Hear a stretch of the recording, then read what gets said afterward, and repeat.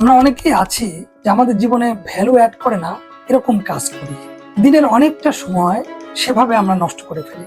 অর্থাৎ আমরা যে কাজগুলো আমাদের জীবনে ভ্যালু অ্যাড করতে পারে সে কাজগুলোতে অনেক সময় আনন্দ পাই না, বরং যেগুলোতে ভ্যালু অ্যাড করে না সেগুলো তো অনেক বেশি আনন্দ পাই, সেগুলো করতে মজা পাই, সেগুলো বেশি সময় ধরে করে ফেলি। অর্থাৎ আমাদের জীবনে ভ্যালু অ্যাড করতে পারে এরকম কাজ থেকে আমরা বিরত থেকে বরং প্রতিনিয়ত আড্ডা বা ফোন গেম এগুলো নিয়ে ব্যস্ত থাকছি। কিন্তু আমরা যদি এগুলোকে একটু কমিয়ে দিয়ে ধরেন একটি বই পড়ি, একটি ভালো কাজ করি, নিজের জন্য একটু ভাবি, নিজের জন্য কি কল্যাণ হয় সেই কাজটি করি, আমার নিজের স্বাস্থ্যের জন্য কি ভালো হয় সেটি করি, আমার নিজের মনের জন্য কি ভালো হয় সেটি করি, এবং আমার ভবিষ্যতের জন্য কি ভালো হয় সেটি করি।